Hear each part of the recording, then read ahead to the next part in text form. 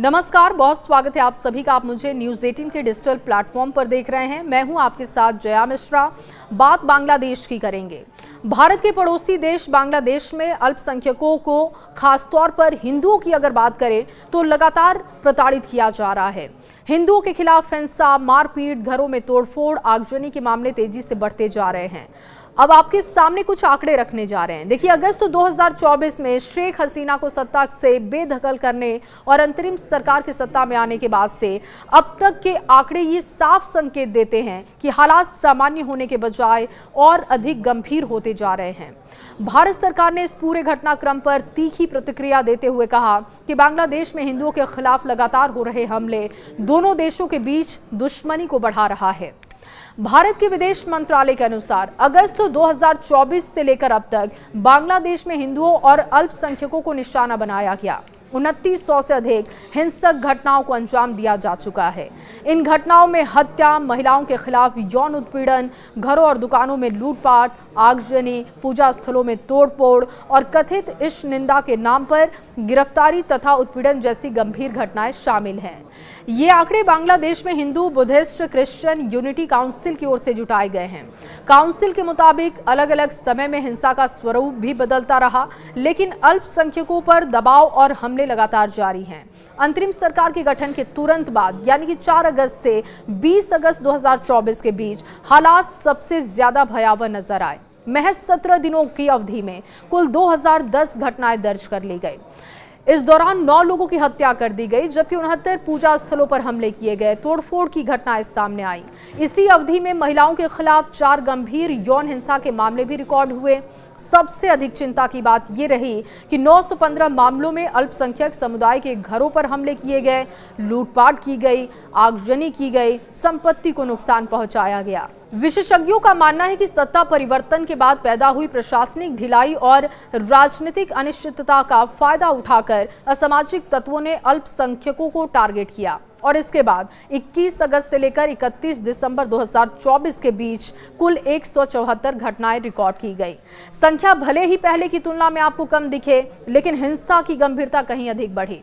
इस अवधि में 23 लोगों की हत्या हुई। महिलाओं के खिलाफ 9 यौन हिंसा के मामले दर्ज किए गए। 64 पूजा स्थलों में तोड़फोड़, आगजनी, लूटपाट की घटनाएं दर्ज की गई। इसके अलावा भी कई मामले हैं, जिसमें देखिए 15 मामलों में कथित इश्क निंदा के आरोप में लोगों को गिरफ्तार किया गया। उन्हें यातनाएं दिए जाने के भी आरोप लगे और इसी दौरान 38 मामलों में अल्पसंख्यकों के घरों और व्यवसायों को निशाना बनाया गया। 2025 के आंकड़े क्या कहते हैं, ये भी अब आपके सामने रखते हैं। देखिए, 2025 की शुरुआत में अल्पसंख्यकों के लिए राहत लेकर नहीं आई। 1 जनवरी से लेकर 30 जून 2025 के बीच कुल 258 घटनाएं रिकॉर्ड हुई। इस अवधि में 27 लोगों की हत्या कर दी गई, जबकि 20 मामलों में महिलाओं के खिलाफ बलात्कार, सामूहिक बलात्कार जैसी घटनाएं सामने आई और इसके साथ ही 59 पूजा स्थलों पर हमले किए गए। 21 मामलों में कथित इश्क निंदा के नाम पर गिरफ्तारी की गई। उत्पीड़न का मामला भी दर्ज हुआ। 87 घरों को टारगेट किया गया। व्यवसायिक संगठनों पर भी हमला कर दिया गया। लूटपाट या आगजनी की घटनाएं भी इसमें शामिल हैं। मानवाधिकार संगठनों का कहना है कि इस दौर में कानून व्यवस्था की कमजोरी ने हिंसक तत्वों को बढ़ावा दिया था। 1 जुलाई से लेकर 30 अक्टूबर 2025 के आंकड़े भी काफी डराते हैं और देखिए, इन आंकड़ों में ये सामने आया कि हिंसा का सिलसिला लगातार जारी रहा। इस अवधि में 181 घटनाएं रिकॉर्ड हुई। इनमें से 18 लोगों की हत्या, संदिग्ध परिस्थितियों में मौत हुई। इसके अलावा 28 मामलों में मंदिरों या मूर्तियों को तोड़ा गया। 16 मामलों में इश्क निंदा के आरोप लगाकर धमकी या उत्पीड़न के मामले दर्ज हुए। 10 मामलों में यौन उत्पीड़न की घटनाएं सामने आई।